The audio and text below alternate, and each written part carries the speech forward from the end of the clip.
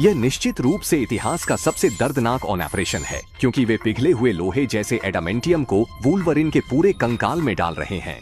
वे Wolverine को बेहोश करना चाहते थे, लेकिन उसकी हीलिंग क्षमता के कारण उस पर कोई एनेस्थीसिया असर नहीं करता। उसे केवल अपनी मजबूत इच्छा शक्ति के सहारे विस्फोटक दर्द का सामना करना पड़ता है। जैसे जैसे उच्च तापमान एडामेंटियम वुल्वरिन की हड्डियों में डाला जा रहा था, उसका शरीर का तापमान सीधे डिग्री से ऊपर पहुंच गया। जब सारा एडामेंटियम इंजेक्ट हो गया, उसी क्षण वुल्वरिन आखिरकार अपनी चेतना खो बैठा।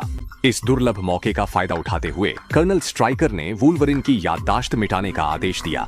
शायद आपको यकीन न हो, पर वुल्वरिन की यादें 150 साल पुरानी हैं। उस समय वुल्वरिन 7 साल का था और उसने पहली बार रूप बदला अपने पिता के हत्यारे से बदला लेने के लिए। उसके लिए झटका यह था कि जिसे उसने मारा वही माली उसका जैविक पिता था। छोटा वुल्वरिन हवेली से भागा और दौड़ता रहा, पर उसे उसके बड़े भाई सेबरटूथ ने पकड़ लिया। उसे सजा मिलेगी, पर उसका भाई उसे पकड़ने नहीं, उसके साथ भटकने के लिए आया था। दोनों भाई बड़े हुए और साथ साथ निकल पड़े।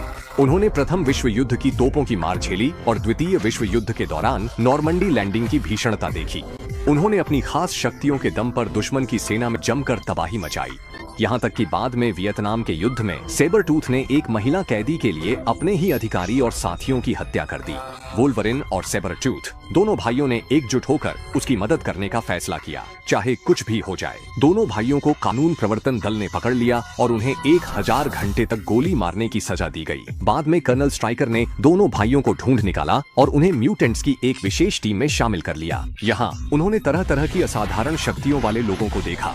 एक बार एडामेंटियम की तलाश के मिशन के दौरान कर्नल स्ट्राइकर ने गवाहों को खत्म करने के लिए दर्जनों निर्दोष ग्रामीणों को मार डालने का आदेश दिया। अंदर से भले वुल्वरिन आखिरकार इन बेरहम लोगों के साथ मिलकर काम करना बर्दाश्त नहीं कर सका और उसने दृढ़ता से टीम छोड़ दी। टीम छोड़ने के 6 सालों में वुल्वरिन एक लकड़हारे के रूप में रहने लगा और अपनी प्रेमिका कायला से बेहद प्यार करने लगा।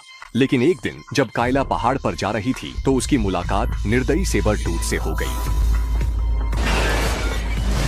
सतर्क वुल्वरिन बिजली की तरह कायला की ओर दौड़ा, लेकिन जब वह वहां पहुंचा तो उसे सिर्फ कार पर पंजों के निशान और जंगल में अपनी प्रेमिका की दर्दनाक लाश मिली। गुस्से में भरे वुल्वरिन ने सेबरटूथ को ढूंढ निकाला ताकि अपनी प्रेमिका का बदला ले सके, लेकिन कई सालों से लड़ाई न करने के कारण उसकी तकनीक कमजोर पड़ गई थी और वह सेबरटूथ का मुकाबला नहीं कर सका। यहाँ तक कि उसकी हड्डियों के पंजे भी सेबरटूथ ने बेरहमी से तोड़ दिए। इसके बाद अपनी प्रेमिका का बदला लेने के लिए वुल्वरिन ने कर्नल स्ट्राइकर के साथ मिलकर अपने शरीर को बदलवाने की योजना के लिए हामी भर दी और खुद को सचमुच स्टील जैसी हड्डियों वाला वुल्वरिन बनवा लिया।